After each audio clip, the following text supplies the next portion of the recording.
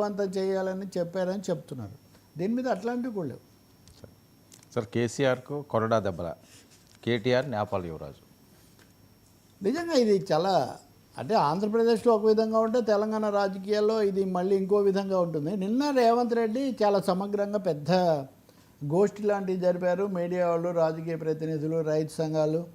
అంతకుముందు నుంచి వస్తుంది కదా కాళేశ్వరం తప్పెవరిది, అలాగే బనకచెర్ల, అంతకుముందు రాయలసీమ కోసం మేము నీళ్ళు ఇస్తామని కేసీఆర్ జగన్కు ఇచ్చినటువంటి వాగ్దానం వల్ల ఈ పరిస్థితి వచ్చిందా, లేదా రేవంత్ రెడ్డి? ఇప్పుడు ఒకటే ప్రశ్న, కేసీఆర్ చంద్రబాబు, కేసీఆర్ జగన్, చంద్రబాబు రేవంత్ రెడ్డి, ఈ కాంబినేషన్ల మధ్య యుద్ధంలాగా ఇది తయారైంది.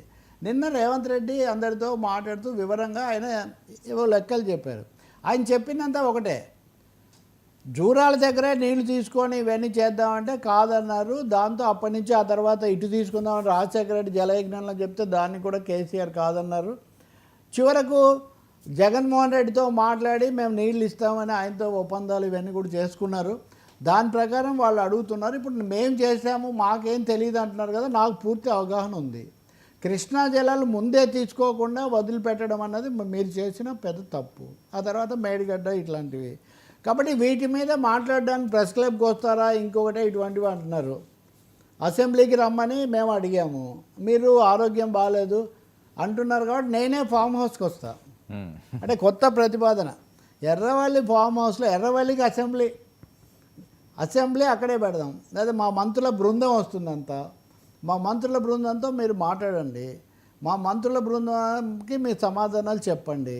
కాదు ముఖ్యమంత్రి గారు రాకపోతే చర్చ అర్థవంతం కాదని మీరు భావిస్తే నేను కూడా వస్తా. నాకేం ఒక ఆఫర్, రేవంత్ రెడ్డి, ఎర్రవల్లికి రేవంత్ రెడ్డి ఆఫర్.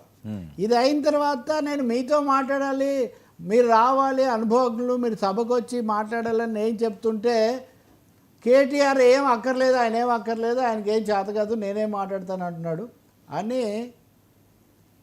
కృష్ణా జలాలు కోల్పోవడానికి, దానికి తెలంగాణకు జరిగిన నష్టానికి మీకు జగన్తో అనుబంధం ఉంటే వేరే విధంగా ప్రేమ చూపించండి, కానీ తెలంగాణకు నష్టం చేశారు. అందుకే కృష్ణా జలాల మీద 100 కొరడా దెబ్బలు కొట్టేటైతే 100 కొరడా దెబ్బల్లో 99 కేసీఆర్నే కొట్టాలి. అంటే అదేదో గడ్డికోట రహస్యంలో రామారావు డబుల్ యాక్షన్లో ఉన్నప్పుడు నాదే తప్పని ఇట్లా కొరడా, ఆ లెవెల్లో నిన్న రేవంత్ రెడ్డి కొరడా దెబ్బలు కేసీఆర్ కొట్టాలి అన్న పద్ధతిలో ఆ సభలోనే. ఇంకా రెండోది కేసీఆర్ అక్కర్లేదన్నారని, కేసీఆర్ అక్కర్లేదన్నాడు. అక్కడెక్కడో నేపాల్ యువరాజు, అతని పేరు దీపక్ సంథింగ్ ఉంది, దీపేన్ వర్మ అని ఆయన 2011లో హఠాత్తుగా ఆ రాజకుటుంబం మొత్తాన్ని కూడా కాల్చేస్తాడు. ఒక విషాదకరమైన ఘటన. సో మొత్తం కుటుంబాన్ని కాల్ చేసిన నేపాల్ యువరాజులాగా మాట్లాడుతున్నాడు. ఆ తర్వాత అతనే రాజు అయ్యాడు. రాజు అవ్వలేదు, వాళ్ళ బాబాయ్ అయ్యాడు. అది పెద్ద కాన్స్పిరసీ థియరీ.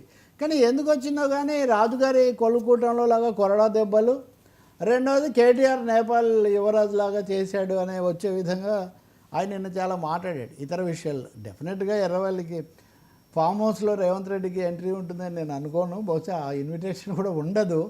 కానీ ఎందుకు ఈ రాజకీయమైన మాటల్లో ఈ కొరడా దెబ్బల దాకా, రాజకుటుంబాలు, హత్యాకాండాలు, ఇవన్నీ మాటలన్నీ కూడా ఎందుకు వస్తున్నాయి? ఈ అనుబంధాల విషయానికి వస్తే ఇదిగో వీళ్ళిద్దరు, ఆయనకు ఆయన దత్తపుత్రుడు, ఈయనకి ఈయన అంటుంటే షర్మిల వచ్చి చంద్రబాబుకే జగన్ దత్తపుత్రుడు అని చాలా విచిత్రంగా పోతున్నాయి. కుటుంబాలు, మనుషులు, వాళ్ళ మధ్య తిట్ల రాజకీయాలు మారిపోయాక ఎవరెవరినో ఏదేదో అనుకుంటున్నారు. నిజంగా అయితే 2 రాష్ట్రాలు కూర్చొని మోదీ గారు కూర్చోబెట్టి, లేదా కేంద్ర జలవనరుల శాఖ మంత్రి కూర్చోబెట్టి ఒక హేతుబద్ధమైన పరిష్కారం కావాలి. ఇక్కడ ఈ రాజకుమారులు అక్కర్లేదు, కొరడాలు అక్కర్లేదు, ఈ తుపాకులు ఇవి కూడా అక్కర్లేదు. ఇవేమి నిలబడవు, ఇవి మసాలాకే పనికి వస్తాయి. మిర్చి మసాలా లాగా అలాంటి మాటలకు పనికి వస్తాయి తప్ప ఈ సవాళ్ళ వల్ల ఏం ప్రయోజనం లేదు. Thank you so much Rao గారు. ఇది ఈనాటి ఫ్రాంక్లీ విత్ తరక్పల్లి. Station to 9 news.